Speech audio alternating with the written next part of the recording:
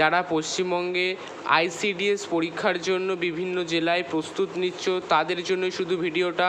যারা ICDS worker এবং সহায়িকা বা আইসিডিএস হেল্পার তাদের জন্যই এই বিজ্ঞপ্তি, অর্থাৎ 2024-এ আইসিডিএস পরীক্ষার ফর্ম কবে ছাড়ছে, কবে পরীক্ষা, সেই সম্পর্কে তোমাদের বিভিন্ন জেলার তথ্য আজকে তুলে ধরতে চলেছি। কাজেই তোমরা ভিডিওটা একদম স্কিপ করো না, পুরো মন দিয়ে দেখতে থাকো। প্রথমেই আসি কোন জেলায় কবে পরীক্ষা হবে। ঠিক আছে, প্রথমেই হচ্ছে কোন জেলায় তোমাদের পরীক্ষা হবে। আমি সর্বপ্রথম তোমাদের এই তথ্য দেবো। নতুন বিজ্ঞপ্তি কবে বেরোবে সেই সম্পর্কে প্রথম তথ্য দেবো। 3rd নম্বর 100-তে কত পেলে পাস করবে সেই বিষয়েও তোমাদের জন্য গুরুত্বপূর্ণ তথ্য দেবো। আর লিখিত পরীক্ষা সংক্রান্ত তোমাদের জন্য বিশেষ তথ্য আমি দিয়ে থাকবো। অর্থাৎ তোমরা রাজ্যে আইসিডিএস নিয়োগ 2024-এ বিভিন্ন জেলা থেকে কবে পরীক্ষা হবে, তোমরা কবে আইসিডিএস পরীক্ষার জন্য প্রস্তুত নেবে। প্রথমেই চলে আসি তোমাদের আলিপুরদুয়ার জেলা থেকে। অর্থাৎ তোমাদের আলিপুরদুয়ার জেলা থেকে তোমাদের প্রথমেই 30/6/24 অর্থাৎ জুন মাসের 30 তারিখ নাগাদ আলিপুরদুয়ার জেলা থেকে তোমাদের আইসিডিএস পরীক্ষা হবে। তোমাদের তাহলে সর্বপ্রথম বিজ্ঞপ্তি আলিপুরদুয়ার জেলা থেকে যারা দেখছো আমার ভিডিওটা, তাদের পরীক্ষা কিন্তু জুন মাসের 30 তারিখ নাগাদ। ঠিক আছে, তোমাদের পরীক্ষার দিন কিন্তু ঘোষণা হয়ে গেছে। এবারে আসি তোমাদের মালদা জেলা। এবার মালদা জেলায় তোমাদেরও পরীক্ষা হবে জুন থেকে জুলাই, অর্থাৎ অফিসিয়াল আপডেট সেটাই বলছে, এখন নোটিশ আসেনি।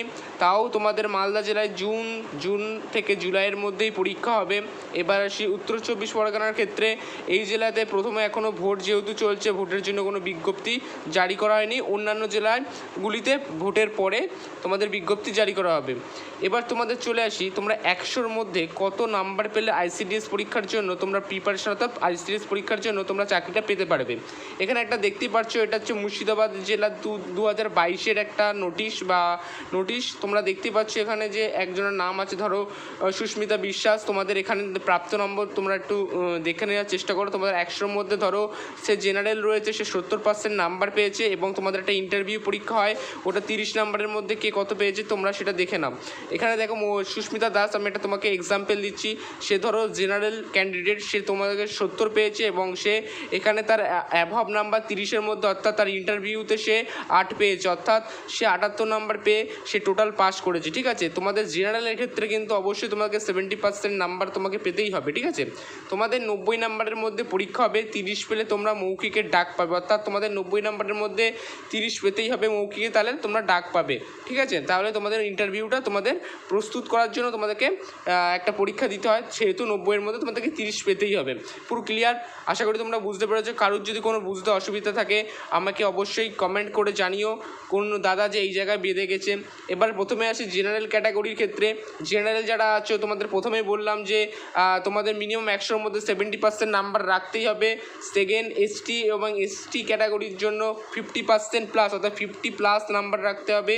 Third SC plus ST 50% number, অর্থাৎ তোমাদের 50%-এর প্লাস, অর্থাৎ 50 থেকে 55% নাম্বার তোমাদের অবশ্যই পেতে হবে। তোমাদের জন্য এসসি এবং এসটি যারা আছে তাদের জন্য একটু সুখবর। এবার চলে আসি তোমাদের কোন পার্ট থেকে তোমাদের পরীক্ষায় কোশ্চেন দেওয়া হয়। বাংলা ভাষায় 150 শব্দের মধ্যে একটি রচনা লিখতে হবে। অষ্টম শ্রেণীর মানের প্রশ্ন 15 নম্বর থাকবে, অর্থাৎ অষ্টম শ্রেণীর ক্যাটাগরি থেকে 15 নম্বর আসবে, অর্থাৎ বাংলা ভাষায় একটা তোমাদের রচনা লিখতে দেবে। 2 নম্বর পাটিগণিত অষ্টম শ্রেণীর মানের 20 নম্বর আসবে, অর্থাৎ পাটিগণিত থেকে অষ্টম শ্রেণীর যে লেভেলের অঙ্ক থাকে পাটিগণিত, সেই নাম্বারের থেকে 20 নম্বর থাকবে।